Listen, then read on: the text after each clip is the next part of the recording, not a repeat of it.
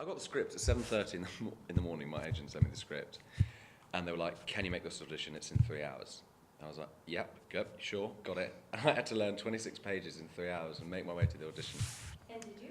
Yeah, I did it. Well, I had to. I didn't have a choice. No, I did. I loved it. I was like, I'd already heard about the script, but I thought the part had been given away, and then it came back, and I read it, and I was like, okay, great. I jumped on it, and I went to the casting, and I walked into the room, and they were like, "Just wait there." And she came back, and she came back with the computer and was Skyping me. So I did the Skype audition, did it all. I met with the producers, and there was this kind of little bit of a buzz, and they were like, "Okay, thanks very much." And then I didn't hear anything, and then the next day I got a call at 2 o'clock in the afternoon from the producer in Vancouver, from the executive producer, Nick Ham. He was like, he was brilliant. He's such a character. He's just the best. He said, "Kid, are you ready for your life to change?"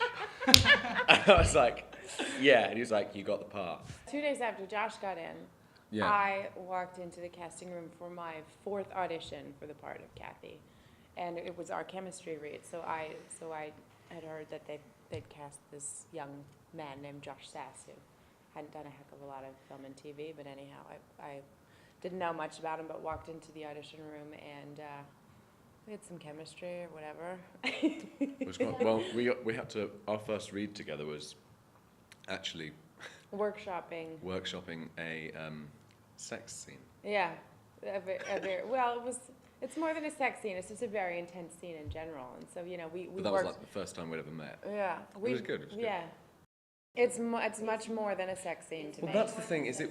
It's Whatever not a sex scene whenever to we me, were doing something, whether it was a sex scene or whether it was a fight scene or whatever it was, everything served a purpose. And what was really nice, and what had bothered me in the past about other TV shows that I'd watched, was that they didn't pay credence to what had come before.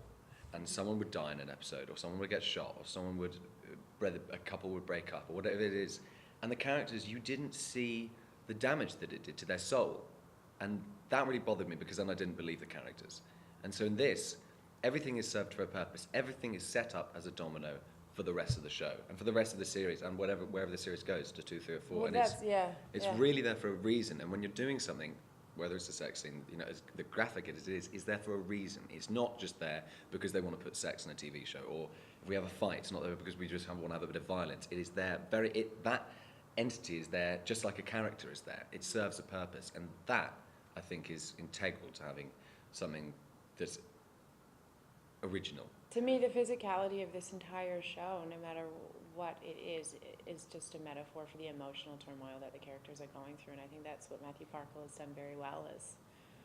It's completely character-based, the show. It's not an ABCD thriller. Well, it's like the classic sibling rivalry vying for the father's love and affection, and but obviously in a much more grandiose scale, because it's also got the criminal business, the criminal syndicate to take over and to become the king of. So we're both sort of seemingly vying for that. I think you very much feel that I'm a threat rather than the other way around, right? It's sort of interesting because we're like the two sides of our father's personality. Yeah. We're like him, completely split in half, and it's sort of the brains and the brawn. I'm the brawn. And you're constantly sort of questioning who's good and who's bad between the two of us, and who you want to succeed. And I think that shifts throughout the show, and at times you want me, at times you want Matt, and Yeah. But really, it's a profile of the family dynamic, of the father, the sons, of the 3 relationships, the love between, the struggles in between, this and that. And I hear you're expecting a baby. yes, we are. We're really excited about it. Yeah, I'm Actually, expecting even cuter though is that Matthew's the godfather, Matthew That is. is actually true. That's which not is the true. cutest I'm ever. having a baby. When I get back off this tour, I'm having a baby in Italy. And I've asked Matthew to be the godfather. This is crazy. Get Stop. How cute is this? He carries it It's a around boy? everywhere. Yeah. Well, I'm quite congratulations. my first. So I'm very I'm very excited. Thank you very much. Thank you.